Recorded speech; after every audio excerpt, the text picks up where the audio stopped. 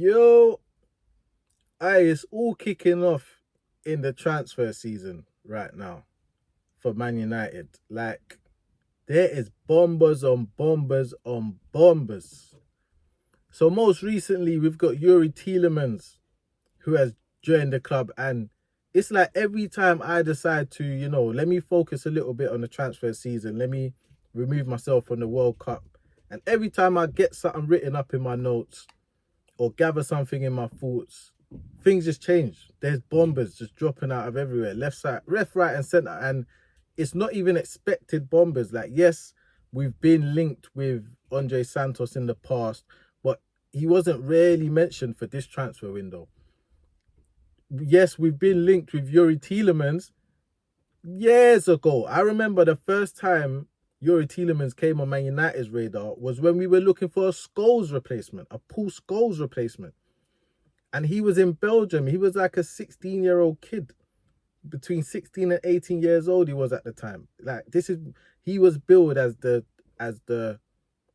Paul Scholes replacement. Like, this guy is gonna come in and be our new Paul Scholes. Like, from back then, this is when I remember being, and then we was linked with him again. Once he got to the Prem, we was linked with him again. I don't know why. I would like to know why. He needs to do it. We need to hear. He needs to do an interview or something and say what happened with that free transfer from Leicester to Villa. How come he didn't come United? How comes he didn't come United? But he's here now. 29 years of age. He's a top player, top quality player, deep line playmaker. And it's a good deal. We got him on a good deal as well. £35 million. So we got him on a good deal. I'm not sure the wages. I'd like to know what wages he's on. But overall, it's a good deal for a very good player. Andre Santos, again, if you look at it for what it is, it's a very good player or a good player, but possibly a very good player, but a bad deal. I don't like the deal. I think the deal stinks. What especially irks me about the Andre Santos deal is the 10% release, 10% sell-on clause. Like, who do you think you are? Like, United are a big club. This is what that little 10% sell-on clause. That's what big clubs do to small clubs. Or if you like, I would understand if we got Andre Santos on the cheap, but it's £50 million. So how dare you add on a 10% sell-on clause? Like, I think that the deal United got for Andre Santos is terrible. However, I think he is a good player and has the potential to be a very good player. So yeah, let's see how that goes. But profile-wise, this is where I'm a little bit perplexed, because profile-wise, all three players are very similar in terms of their strengths and weaknesses. All three players have the same weakness, which is athleticism, legs. Like, it's all three players has the same weakness, which kind of, I know tactically, Carrick likes to set up his double pivot in a way where they don't cover large spaces anyway. They're very compact. They're very combinational, so to speak. A lot like Argentina's double pivot. A lot like that. A lot like Aston Villa's double pivot. That's why Tielemans makes perfect sense, because he knows that tactical shape inside out. A lot like now, I wouldn't say so much France. They do. Although it's a double pivot, it's a different type. But yeah, more like Argentina's double pivot and a lot like Aston Villa's double pivot. However, I don't think you can get away with playing Premiership football, no matter how structured your double pivot is, without athleticism, without legs. Now, if you look at Tielemans, although I said he comes from a team that plays a very similar double pivot, he plays it alongside Onana. And what's Onana's biggest strength? Athleticism, legs. His legs alone are like 6 foot. Do you know what I mean? And then one more thing with the two new signings before I move on to how I believe the midfield rebuild will be completed or should be completed, is the injury record isn't great. He is injury prone. However, it's not like terrible where he misses whole seasons or half a season, but he never ever gets through a season without an injury. And obviously from experience, we all know as you get older, the recovery period gets longer. So something that an injury what he would have got and recovered and been back within a couple of weeks might start to take 3 weeks, 4 weeks now. So that's something I'm a little bit surprised about as well, because even in Belgium's last game in the World Cup, he didn't start because he was injured. He's the captain. The only reason why he didn't start is because he was injured. So it's even interesting to see. It must have been, like, I don't know, with the medical. Because he's coming to this medical with an injury. So, yeah, even that's a bit. But you know what? Even with the injuries, for the deal, for the experience, what we need in the middle, like, I don't mind Tielemans. He was not on my radar, but if I done my notes with him, if I done my notes with and he was being trapped by United and he was within my notes, I probably would have chosen him. Yeah, I would have chosen him as my deep line playmaker. I would have chosen him for that deal, the Premiership experience, the general experience, the quality, and the deal. I would have chosen him as my deep line playmaker, 100%. But the players around him. Now let's get into it anyway. So going ahead with the completion of the Man United midfield rebuild, I've got a load of players who have been linked to United. Maybe one or two haven't been linked with United, but basically 90% have been linked with United.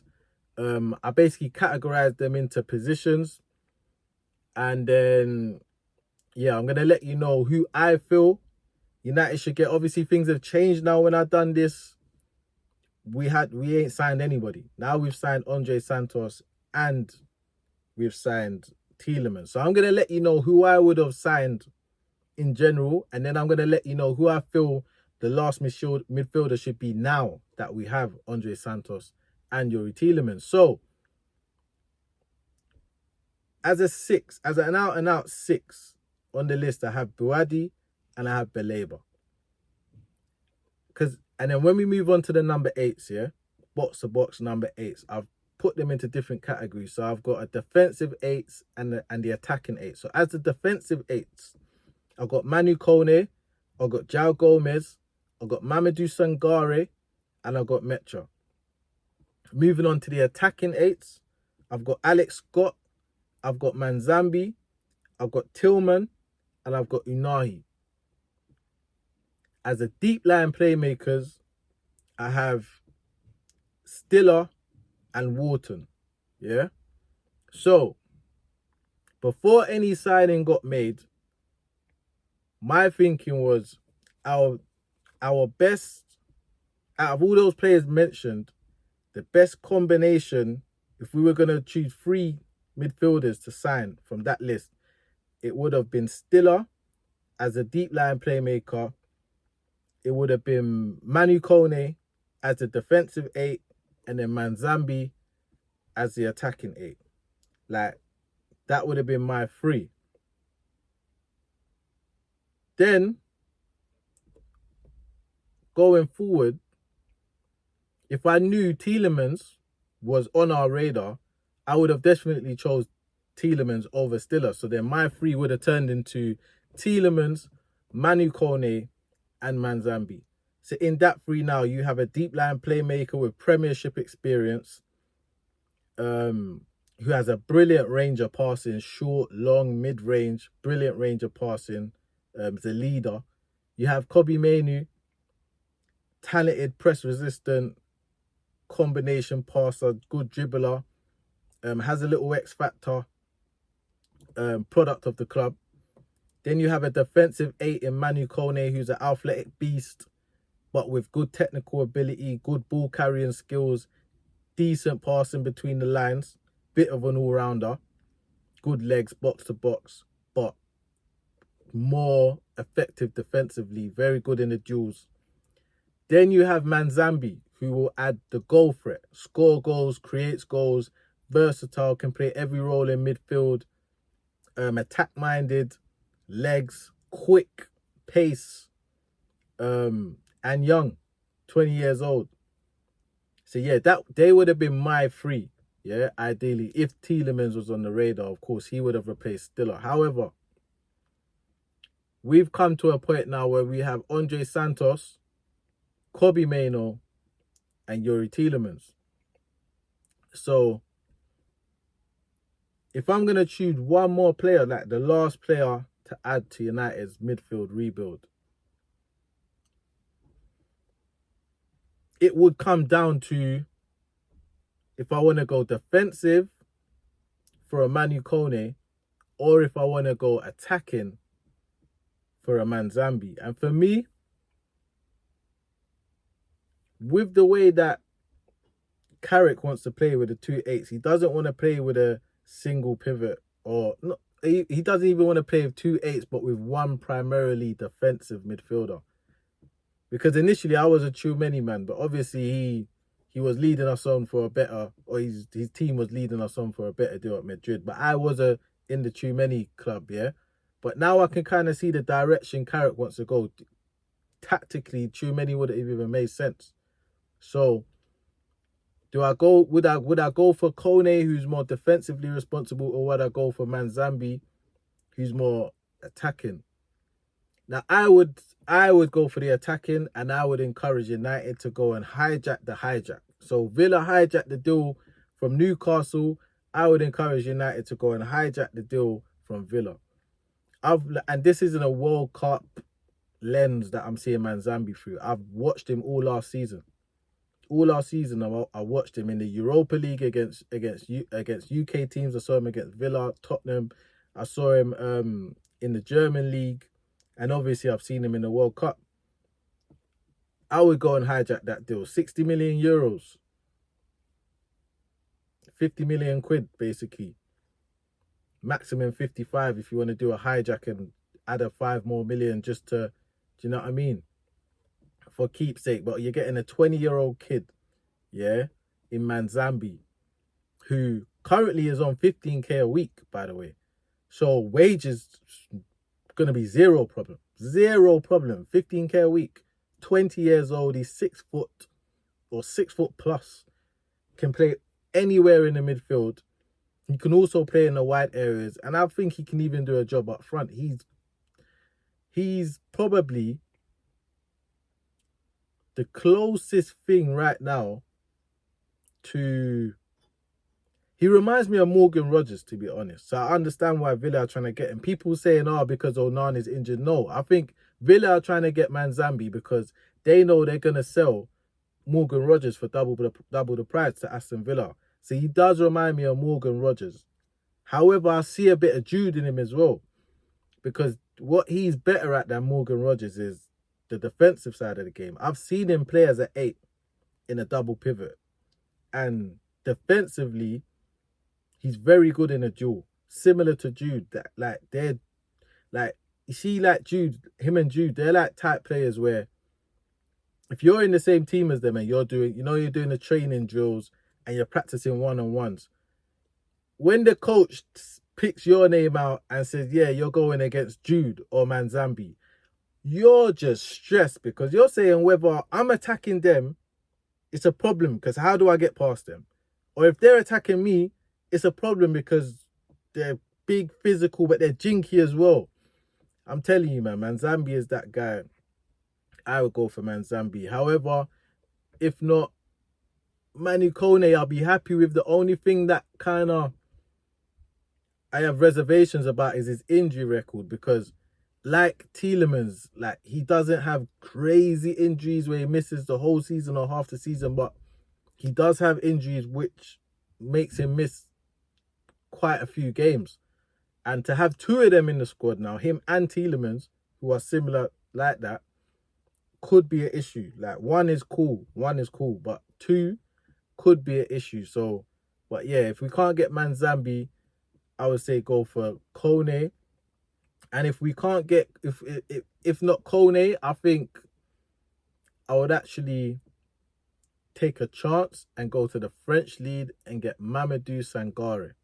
Left footer, half the price as Baleba, probably more technically, no, not probably, is more technically gifted, has more going forward, more all round, more ideal for Carrick's tactics, because Baleba, I think, can work in Carrick's tactics with this 4-4-2, with it. I mean, with this double pivot, how Carrick wants to play. Although it is a 4-4-2 out of possession, but I think Sangare is way more suited to that because he's more rounded than Baleba.